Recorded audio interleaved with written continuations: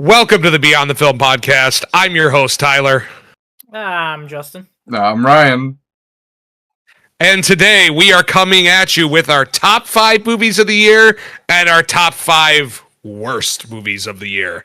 I don't know about you guys, but I've been looking forward to doing this for quite a while because I love talking about my favorite movies. Least favorite, we'll see, but I'm excited for this. I don't know about you. We're going to argue today, I can guarantee it. Yeah, I mean, it's kind of all we do on this podcast, but I mean, I say before we start, we're going to start with worst movies, and then we'll count 5 to 1. Anytime a movie on our list is mentioned, so like if my 5 is Justin's 1, we'll acknowledge that and kind of just talk about the movie altogether to kind of make sure this video is not an hour long. But before we get going on this, guys, what do you think of the year in general for movies? Do you guys have any brief thoughts about how the year went? I personally think it was a pretty solid year compared to, I mean, we had the writer's strike, we had a lot going on, so I think we're pretty solid year, but I mean, looking back, I really didn't have a whole ton of 5-star movies that I reviewed. Justin? I feel like I had a lot more surprises, whether that be good or bad, that I went into where I was like, I don't know about this, and then going in, I was shocked by how I felt at the end of it. Yeah, I thought that it was a pretty good year for good movies. Maybe not the best year for like truly great movies. Like I've seen, there's been better movies or better movie years in the 2020s so far. But yeah, I mean, for the most part, I think my top 5, I think, are very close to like a consensus top 5 for a lot of people, and I think that set of films is a very strong set of films, and we've gotten great films from some really great directors. There has been some crap in there, but for the most part, I don't think, except for maybe 1 or 2 movies, I don't think anything was so awful that it like brings down the year as a whole. You know, Nothing like Return to Silent Hill. Oh, God. No, yeah. If that was here, it'd be right up at the top. Yeah, so you could definitely catch that episode where we talked about that movie, and you can bet, I'd bet my bottom dollar that that movie will be on our worst lists when we do the exact same thing about a year from now. Yes. Yep. That might be, Okay. That's number 1 right now. All right, so we are going to start with our top 5 worst films of the year leading up to our top 5 best films of the year. Does anybody want to start? I think we should just start, Tyler, me, Justin. All right, perfect. For me. So what's very interesting is that I actually think this was a horrible year for like romance movies and like romantic comedies. But I am definitely not going to be saying the film that I think you guys are thinking of in Materialists.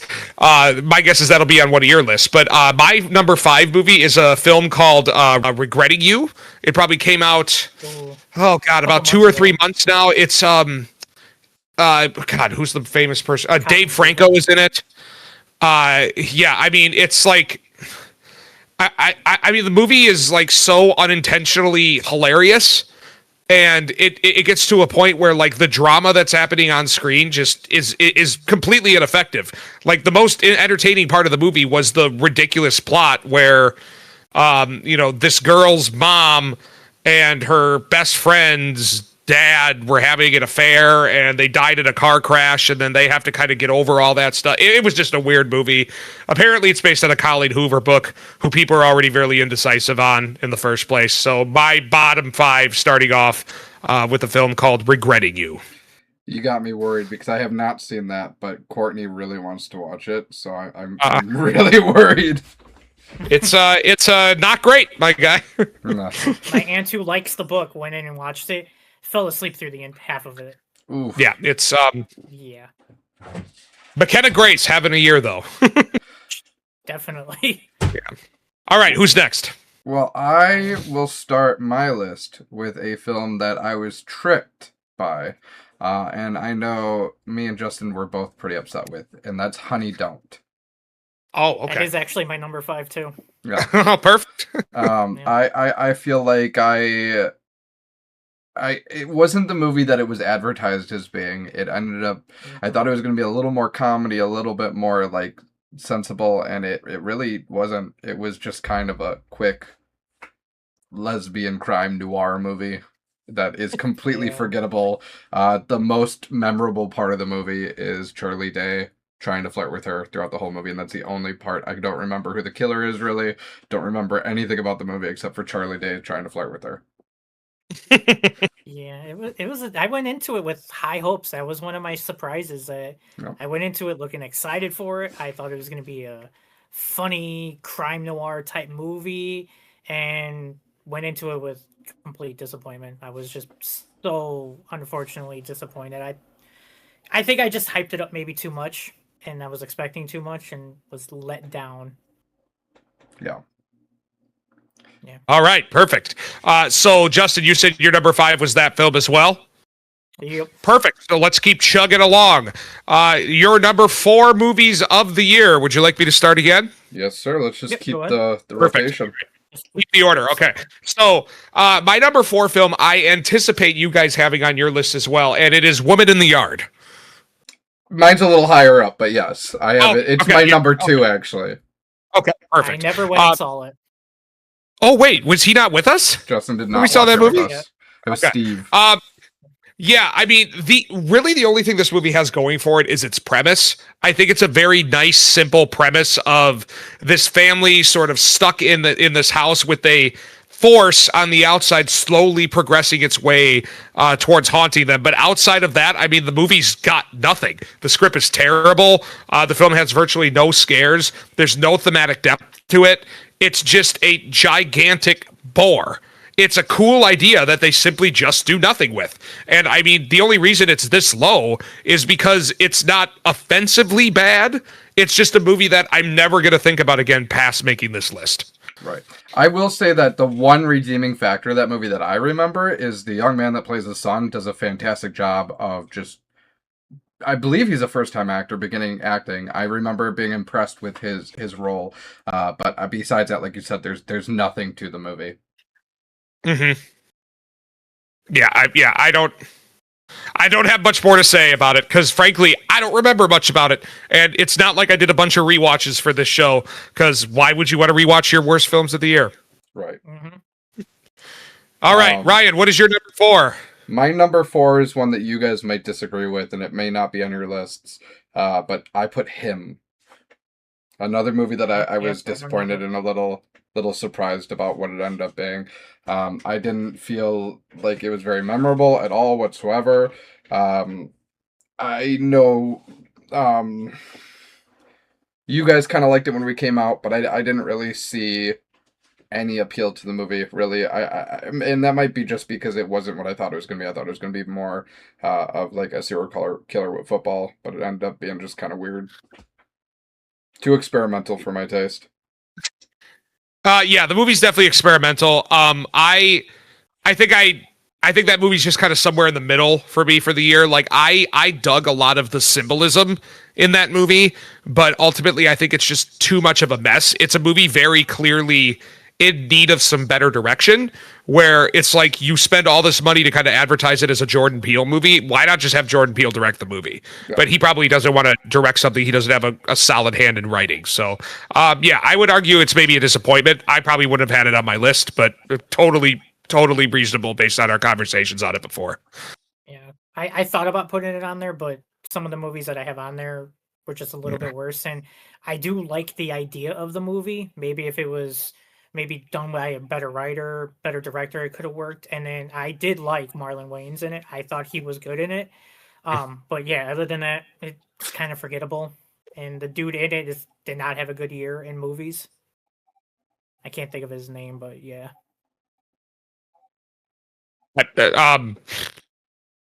Is that Cuba Gooding Jr.'s kid? I think so. Mason Gooding? Is that him? No, I don't think Mason Gooding's in that movie, no. No. Okay, never mind. I don't know. I know the name's on the tip of my tongue. I can't remember who it was. I know it's not Mason Gooding though. It would have been a good movie with Mason Gooding. Okay. All right. All right. So your number 4 is him. Justin, what is your number 4? Speaking of the dude from him, my number 4 is I Know What You Did Last Summer. Ooh. Oh God, I forgot about that movie. I actually. Yeah, going back at it, I did not enjoy it. Kills were boring. Story was boring. It literally was just a copy and paste of the original. It felt like it could have been a movie on Freeform. No one would have cared. Completely changing characters from the original into this one, bringing characters back and dream sequences that had no reason to be there. It was dumb. It was dumb.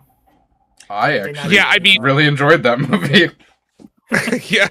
I wasn't a huge fan of it either. I think the movie kind of came too late on the scene of the Legacy sequel.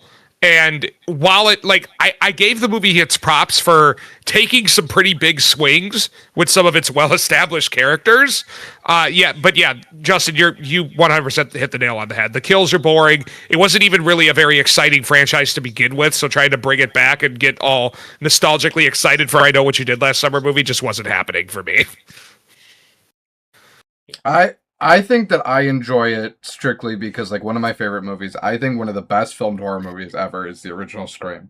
And I know we have a lot of younger viewers that watch this. Watch Scream. Watch Scream and comment how you like Scream because it is mind-blowing, like, some of the stuff in there. If you truly have no idea what the movie is, just throw it on and watch it. It's a perfect movie. It's not really all that scary. Just watch it and put in the comments how you felt about it. And I mean, let's be honest. I Know What You Did Last Summer just came out. It was like one of those copycats movies for Scream, and even now it's still living in the shadow. Like, very far in the shadow. It's just fun to have that same feeling and that same kind of vibe of the like late 90s, early 2000s slasher movies. I just it lives in my heart along with like the 80s slashers. They're two separate entities. All right. So, your number 4, Justin, was... Oh my God, I'm already blanking. I Know What You Did Last Summer. All right. Forgettable. On to our number 3s. My number 3 is yet another romance movie, and it is still not Materialist, gentlemen. I'm sorry. Am I thinking? Oh, yes. So, this is the second movie that... on my list that I saw during the mystery movie, the Marcus mystery movie, and the second romance movie. This is a movie called The Threesome. Did you guys see or hear about this one? No. Neither of those. Okay. So the basic premise of this movie is this guy finally gets in a relationship with a girl he's had a crush on forever.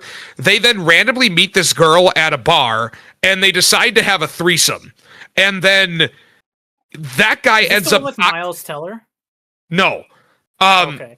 I forgot who's in it, but basically the guy ends up knocking up the random girl, and it causes a massive split in the relationship between the guy and the girl he wants to be with, especially when the other girl decides to keep the baby. It's a wild premise, I'll give it that, but because of how the story unfolds, every character in there is just... I hated their guts. Every decision they made, I didn't understand. The movie is like very much in the mold of those like old early 2000s where it's like a zany premise and like things happen, but like the movie's missing all of the heart of those movies. It was just, as I said before, a really, really bad year for romance type movies, and Threesome takes the cake. No thoughts? Then let's keep moving on. No, Ryan, number 3. My number 3 is one that I hope is on both of your lists, but it is the Lilo and Stitch live action movie. It is not on my list. Oh, wow. Oh, wow. Holy crap. Hate that movie. Did not deserve to be made. It definitely doesn't deserve to get a sequel. No, it shouldn't have made $1 billion either. Yeah, Ryan, it made $1 billion. It's getting a sequel. It was just bad. And I don't remember it. I don't remember it enough to say why it's bad. I just remember watching it and being like, they ruined Lilo and Stitch. And then I immediately watched the cartoon. I mean, just everything. The characters they took out, how it's longer than the original, and yet it still didn't give you anything new. Splitting the sisters up when Ohana means family. That's the whole freaking point of the movie. Pleakley doesn't wear a dress. Yeah, there's nothing of that. There's Jumba's the villain. Jumba doesn't have an accent. This was not a good Jumba. Yeah. Like, he did not fit it. And then I will say my only positive, is I did like the girl who played Lilo. I thought she's she great. was okay. Yeah. I did not hate her and Stitch's No, relationship. great acting. Great they acting. were good. Everyone else She's I fun. hated, unfortunately. I hated everything else. No, I'm not about to bully a child on our podcast. She's a great actress. Yeah, I mean, I think the reason why it didn't end up being on my list is just because I now go into each of those live action Disney movies with the expectation that it's not going to be very good. So, it was cute seeing a live action Stitch in some fun situations. That's the whole reason the first one's so good. But yeah, I mean, it is completely understandable. And I criticize the movie as well for being just so antithesis to its original source material. Justin, you are 100% correct. Because of the dynamic between the sisters, it completely abandons the original core message of the movie. And I'm like that's a take. But man, yeah, no. Yeah, maybe I watched it with Nikki, and she even hated the movie. She was like, that was the dumbest thing I've ever seen. I'm like, yeah, I agree. I mean, I actually believe there's a worse Disney movie this year, and that will be my number 2. So I'll let you know. I think I have an idea of what it is. Yeah. All right. So Ryan, your number 3 was Lilo and Stitch. Justin, what is your number 3? My number 3 is a recent movie I just watched, and that is Tron Ares. Oh, see, I never got around to seeing it. I've never seen a Tron movie. It, and I didn't mind this Tron Legacy. Really don't care for the first one. I get what it did for film and how it's revolutionary and all that stuff. Still a boring movie to me. But this movie was just bland. Other than some of the stuff looked kind of nice to look at, the story was boring. Jared Leto, I'm sick of seeing him in movies now. Like, there was just no expressions from anybody. I didn't feel bad for anyone dying. I could care less about these characters. And the best part of the movie was when the credits rolled up and it said, do you want to watch another movie? Yes. Please, let me see something else. Because this was just so boring and predictable. And I'm surprised I stayed awake watching it. Has Jared Leto ever been in a successful movie? Venom. I didn't know. He wasn't in Venom. Oh, no. He was Morbius. He wanted... It's Morbin time. He was either nominated or won an Oscar for Dallas Buyers Club. Yeah. A few years ago. I guess all I really think of him in is he plays the Joker, he plays Morbius, and he plays Tron Ares. I mean, he was in American Psycho. He was in Requiem for a Dream.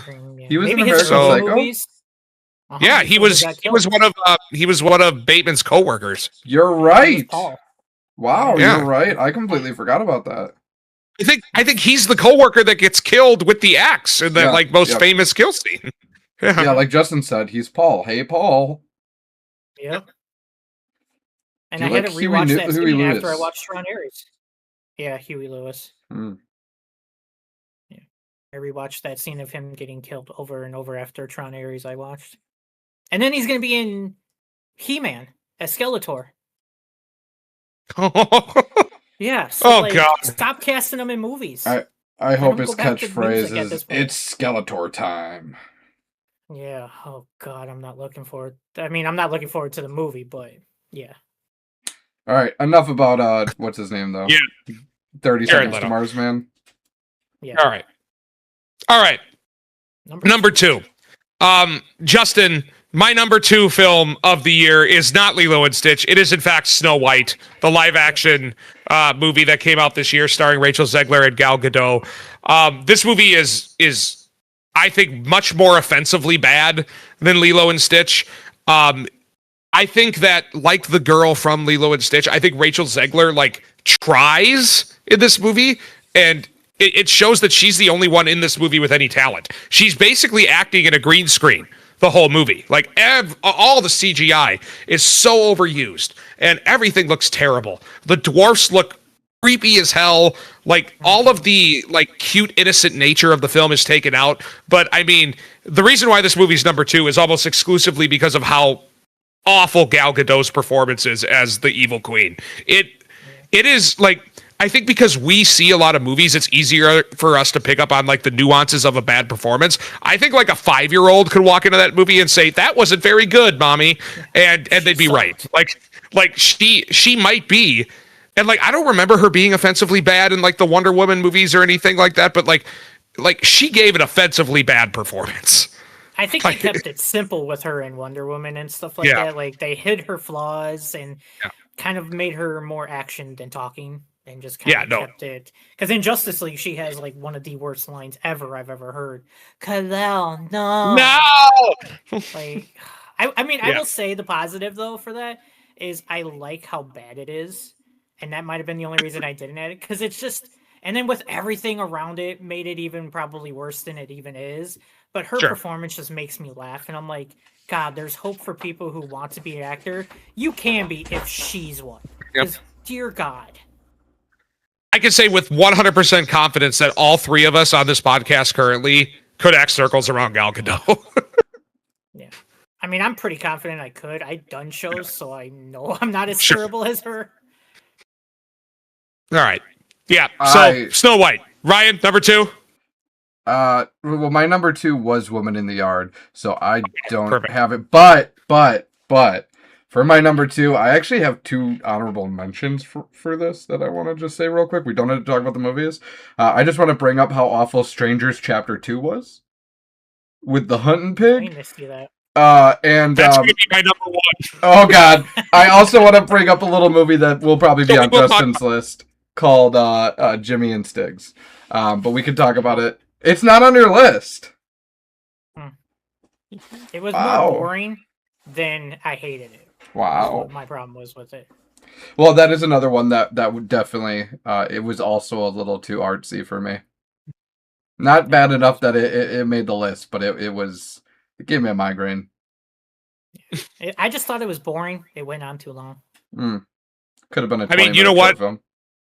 I'm looking at the other films that I could say as honorable mentions, and frankly, I don't want to talk about any of them. So, all right, Justin, what's your number 2? My number 2 is also another movie I watched recently, and that is Until Dawn. Yep. Oh, that movie sucks. I think I hate it even more is because I so enjoy the game. The game is so fun. I'm playing it now on one of my channels, and I'm enjoying playing it.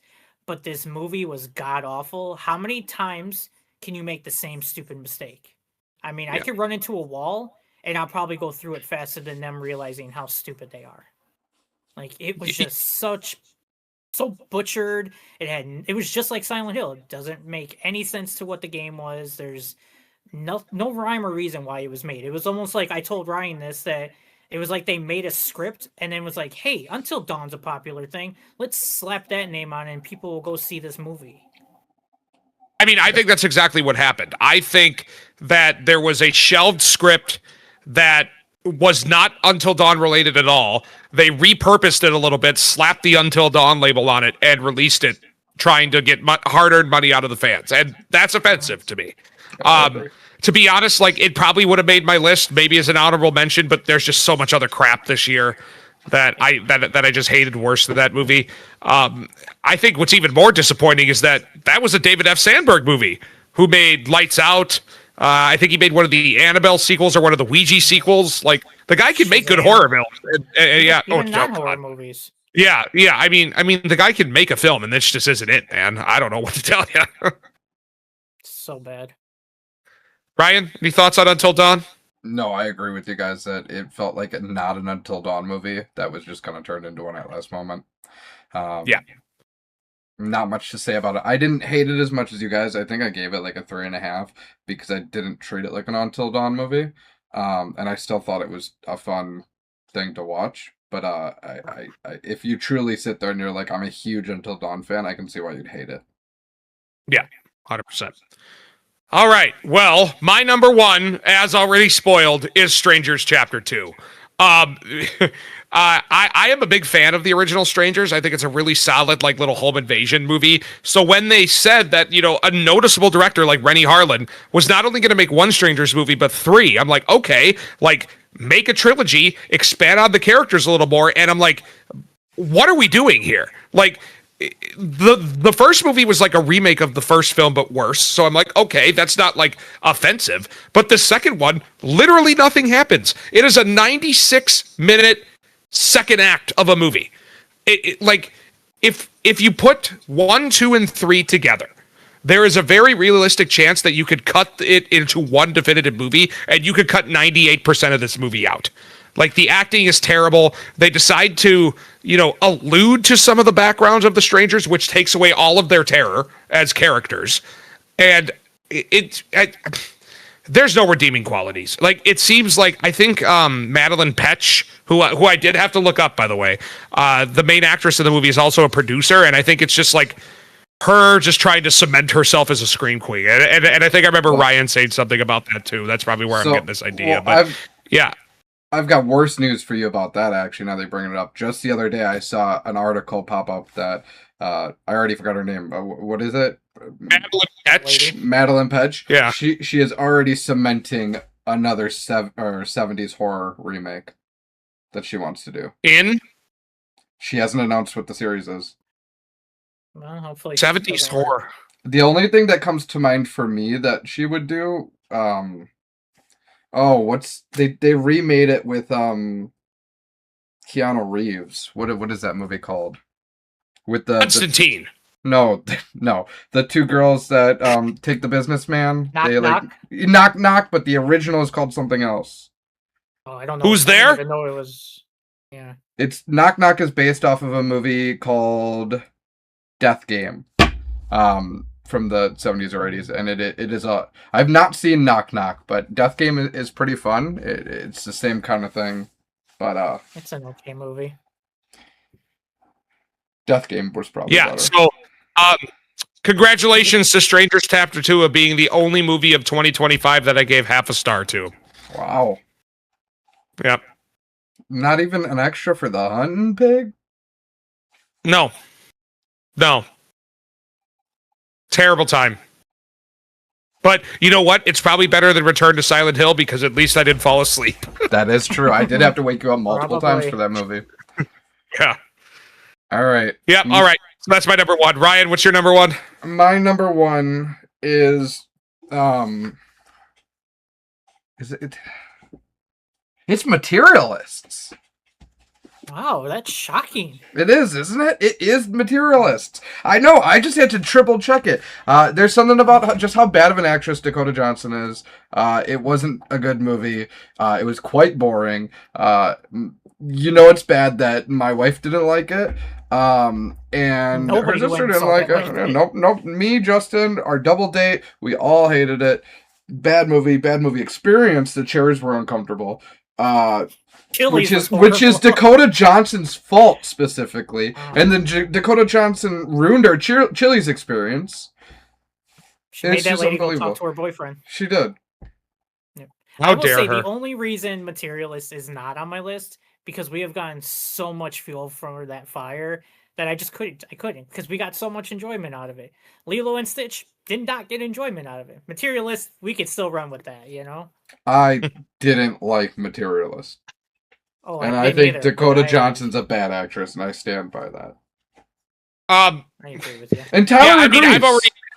No, I do not. I already said my piece on Materialist. I think it's a solid romance movie centered in some levels of realism.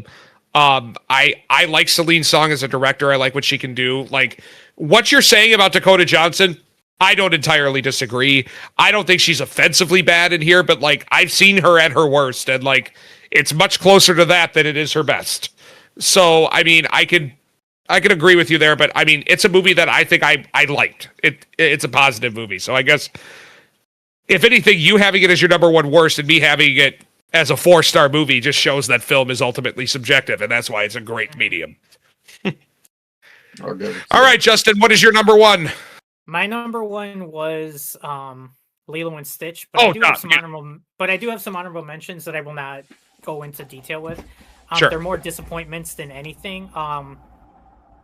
Megan 2.0 was a little bit of a disappointment to me. It's Conjuring, Mithrigan 2.0. that movie was disappointing to me. Conjuring and Running Man were all disappointments to me. So that's totally fair. Yeah, totally. See now, if you frame it as disappointment, I think that could be an interesting conversation. If I'm looking at my movies this year and what I found disappointing, I think number one on that list might be Death of a Unicorn. Like, that's a movie that Death of a Unicorn. Yeah, no, see, that's a movie that I think could have just been so much better and had such an awesome premise that I think, it's not a bad movie by any means, but like I think it could have been better with the amount of talent in front of the screen and as like a fun like creature feature for sure. But I'm going to be 100% honest. Actually, I think that this is going to sound mean because I don't hate her as much as I hate Dakota Johnson, but I think it could have been a better movie without Jenna Ortega. I think that she brings down the energy of the movie, kind of, and she doesn't... Like, she's not a bad actress, she's a great actress, but, like, I just don't think that was the right role for her. I mean, she's given worse performances in some of those Scream movies, so... You're not wrong, yeah. Yeah, no, so... She all right, me, well... real quick, sorry, she gives me Kristen Stewart vibes from Twilight when she acts sometimes. I can see that. I can see that. Yeah. But hey, Kristen Stewart can't actually act. She's great, so, she was great in Elizabeth. Yeah. Yeah, when she wants to. All right, well, that is our top 5 worst films of the year.